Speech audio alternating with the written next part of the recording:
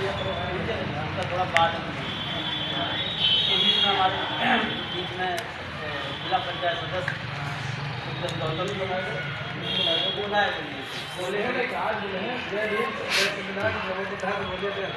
चलो फोन तो बच्चे जाओ ग्रेजुएट कर ग्रेजुएशन करने जा रहे हैं मतलब ये कमरे में बैठ जाएंगे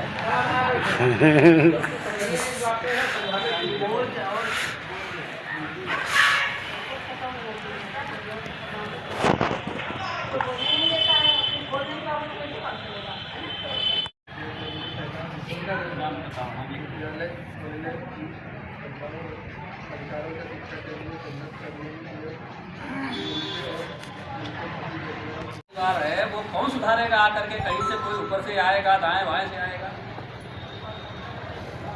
बहुत शर्म की बात है। जो लोग वो बच्चे बड़े हैं, मैं उससे भी कहना चाहता हूँ, जो उम्र में बड़े हैं उससे नाराज उनको नहीं होना चाहिए। इसलिए नहीं होना चाहिए कि अगर छोटा भी सही बात कह रहा तो मान लेने चाहिए, क्योंकि बाबा साहब डॉक्टर अम्बेडकर की जो उम्र रही होगी बहुत कम रही होगी, उनसे ज़्यादा बड़े बड़े उम्र में रहे होंगे, लेकिन क्रांतिकारी परिवर्तन आया। उनकी बात मानी कि नहीं मानी लोगों ने? तो यहाँ पर भी जो बात कही जाती है, भले वो उम्र में छोटा हो, अगर वो सही बात कहता है तो भाई मान लो, नहीं मानोगे तो भैंस पानी में कहीं। इनके विचारधारा केवल शिक्षा तक नहीं है, इनकी विचारधारा घर पर जो हमारे परिवार रहते हैं वहाँ भी क्रांतिकारी परिवर्तन देखने को मिलना चाहिए। और वो मिलना चाहिए। आडंबर और पाखंड के लिए कौन सुधारने आएगा?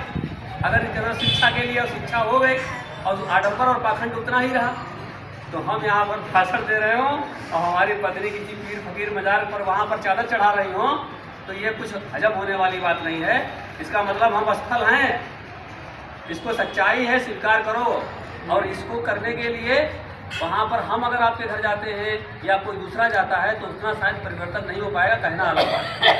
ना हम कह पाएंगे और ना उसमें सुधार हो पाएगा। इसके लिए प्रयास आपको ही करना पड़ेगा। और ज़्यादा बीमारी तगड़ी हो तो उनको लाद फांद के ले जाओ ना हॉस्पिटल। किसी इतने अस्पताल हैं, अस्पताल मतलब इतने कार्यक्रम होते हैं, उनको लाद फांद के ले जाओ। इसका मतलब जिसके घर में ये सुधार नहीं हो रहा है, इसका मतलब बहुत गंदी बीमारी है। और देवी देवताओं की बीमारी इतनी तगड़ी फैली है आपके घर में कि वो इसलिए सुधार नहीं हो पा रहा है क्योंकि आप विरोध नहीं कर पा रहे हो। आप अकेले अल्पमत में हो।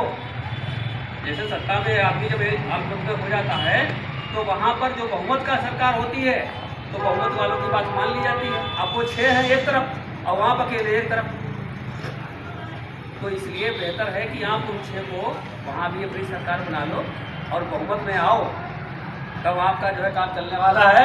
इन्हीं शब्दों के साथ आपको सभी को नमो बुद्धाय जय हिंद। फिलहाल यहाँ जो बैठे 99% लोग हैं, उनके परिवार में अगर होगा भी जरूर तो उसमें भी जब आते जाते विचारधारा जिस समाज में जैसा आदमी बैठता है उसका उससे परिवर्तन हो जाता है। अगर मान लीजिए कोई शराबी है, अगर शराबी वाले के पास बैठेगा तो वो अगर नहीं पीता तब भी कहेगा जो यार मुँह में लगा देगा। इसमें तो खैर 99% लोग सब परिवार से ने जो है ऐसा है, लेकिन हमें वो के लिए है अदर वाला ये परिवार सही। हाँ मतलब महिलाएं भी आएंगी परिवार की, तो वो अगर सुधार भी होना चाहिए और हमारे जो घरों में है वो परिवर्तन दिखना चाहिए। वो दिखता नहीं है। अभी सच्चाई ये है, आप कहें जहाँ चाहते सब तरफ लोग हो जाओ।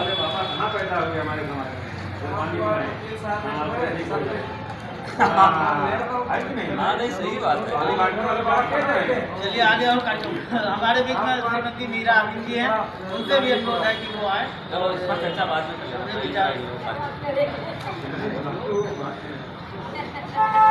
न बोलिएगा। कुछ आज्ञा मांगते हैं, चलना चाहते हैं सर, थोड़ा जाना है हमें। हाँ बस सभी लोग की लाइफ रहती है। थोड़ा 2 मिनट और बैठो।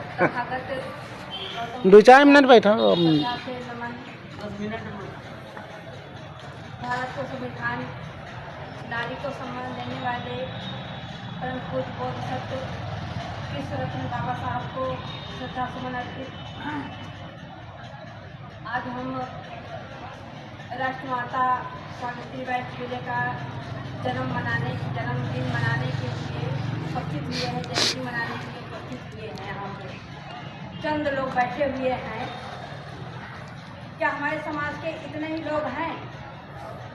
शर्म की बात है, शर्म आनी चाहिए हमारे लोगों को कि हम अपने बच्चे का जब जन्मदिन मनाते हैं तो हम सैकड़ों लोगों को इकट्ठा कर लेते हैं। आज एक राष्ट्रमाता की जयंती मना रहे हैं और हम चंद लोग बैठे हैं, बहुत शर्म की बात है। इसका मतलब है कि हम कहीं ना कहीं इनकी विचारधारा को नहीं मान रहे हैं, इनकी विचारधारा को आगे बढ़ाने का काम नहीं कर रहे हैं। इन्होंने शिक्षा दे दी, अंधकार में भटक रहे थे नारियों को शिक्षा देने के लिए कितना संघर्ष किया, कितनी यातनाएं दी इन्होंने। उसके बाद में जाकर के यहाँ तक शिक्षा पहुँची और जितना ज़्यादा शिक्षित हमारी माँ बहनें और जितने हमारे शिक्षित भाई हो गए हैं, उतने ज़्यादा जो है हमें लगता है वो शिक्षित हो रहे हैं लेकिन अज्ञानी हो रहे हैं, अंधविश्वासी हो रहे हैं। जितना ज़्यादा पैसा हमारे पास है उतना ही ज़्यादा हमारे शौक बढ़ रहे हैं, हम समाज से कट रहे हैं। ये बहुत बड़ी कमी हमारे समाज के बीच में है। ये चीज़ जो है इस पर विचार करना पड़ेगा। सामाजिक परिवर्तन समाज के लोगों के द्वारा ही आया है और समाज के लोगों को ही परिवर्तन करना पड़ेगा। यहाँ पे जो चंद लोग बैठे हैं वह हम समझते हैं कि शायद इतने ही लोग जो है 14 अप्रैल में तो थोड़े बढ़ जाते हैं, बाकी चाहे 26 जनवरी हो चाहे और महापुरुषों की जयंती हो, इतने ही लोग हम लोग इकट्ठे होते हैं। इसके अलावा हमारी संख्या नहीं बढ़ रही है और हमारी बहनों की संख्या बिल्कुल नहीं बढ़ रही है। अगर हमारी बहनें नहीं आएंगी तो वो इस अंधविश्वास से वो जो कुछ सुनेंगी नहीं, ना अपने यहाँ रहनेंगी ना थोड़ा हाँ ज़्यादा से सर्वप्रथम तथागत गौतम बुद्ध वह भारत का संविधान, नारियों का सम्मान व दलितों को सम्मान अधिकार देने वाले परम पूज्य विश्व रत्न बाबा साहब डॉक्टर अम्बेडकर व अन्य सभी महापुरुष जिनका कहाँ तक नाम लिया जाए, सभी महापुरुषों के चरण कमलों में श्रद्धांजलि अर्पित करते हुए आज सावित्रीबाई फुले का जो जन्मदिन मनाया जा रहा है उसके विषय में बोलना आवश्यक है। तो पहले मैं बताऊंगा कि सावित्रीबाई फुले का जन्म 3 जनवरी सन 1831 को पूना के निकट हुआ था और इनका विवाह महात्मा ज्योतिबा फुले के साथ में हुआ। उसके उपरांत में ये क्रांति की जड़ कहाँ से आई, पहले इस विषय में आपको जानना होगा। ज्योतिबा फुले जब पढ़ने के बाद में एक इनके मित्र थे, वो ब्राह्मण समाज से थे, तो उन्होंने बारात के लिए आमंत्रित किया और वहाँ पे जब ये बारात में जा रहे थे तो वहाँ इन्होंने अपमानित किया। वहाँ से जब अपमानित होने के बाद में ये घर के वापसी के लिए वापस हो रहे थे तो पूना के निकट भीमा कोरे गांव में भीमा नदी के किनारे एक विजय स्तंभ बना हुआ देखा और उस विजय स्तंभ का आज तक कोई भी इतिहास नहीं बताता है, ना किसी को इतिहास जानकारी है। उस भीमा कोरे गांव के जो इतिहास है वही विजय, और वो इतिहास 1 जनवरी सन 1818 वहाँ पर इन्होंने देखा कि इतिहास वो ऐसा था। वहाँ पे पेशवा जब मराठा राज्य के नाम से मराठाओं का उदय महाराजा शिवाजी, छत्रपति शिवाजी के माध्यम से हुआ था, जो कि जिनकी राजधानी बम्बई हुआ करती थी। लेकिन इन पेशवाओं ने उनका दमन करके और अपना राज्य स्थापित किया और मराठा राज्य के नाम से घोषित किया और उन्होंने राजधानी अपनी पूना स्थापित की। उस के पेशवाओं के इतने अधिक अत्याचार होना शुरू हुए कि हर वर्ग के इंसान का जीना मुश्किल हो गया। इस बात को लेकर के जब भ्रमण किया गया तो 500 महासैनिकों की सेना तैयार हुई और उस 500 महासैनिकों की सेना ने 28,000 पेशवाओं का वध करके मूली गाजे के तय करके फेंक दिया और वहाँ का पेशवा राज्य समाप्त किया। जिस दिन से पेशवा राज्य समाप्त हुआ उसी दिन से सबको अधिकार मिलने लगे। इसका इतिहास जब महात्मा फुले ने देखा तो कहा अरे समाज में ऐसे ऐसे लोग हैं और हमारे साथ में हम जब माली समाज से हैं तो हमारी ये दशा हुई है, इस ब्राह्मणवाद ने किया है और छूटों की क्या होती होगी। और नारियों को इन्होंने क्यों अशिक्षित रखा, क्योंकि इसके भी अनेक कारण हैं। अगर नारियां शिक्षित नहीं होंगी तो देश का शासन ऐसे ही रहेगा और किसी को अधिकार और किसी को न्याय मिलने वाला नहीं।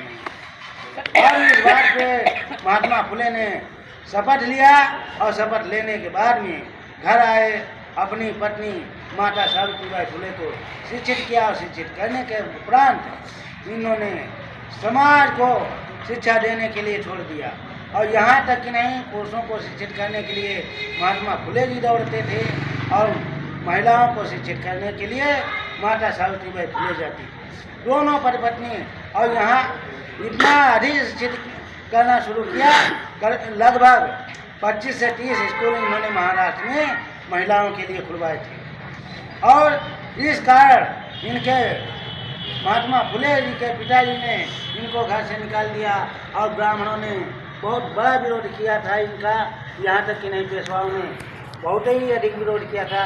और इस विरोध से निपटने के लिए ऐसे समाज की गति कैसे बढ़ नहीं रही, ये अपने परिवार से ही जाए। यदि दोस्तों की मीटिंग होगी तो अपने परिवार से ही जाए, तो इससे और लोगों का भी मनोबल होता है। महिला को और समाज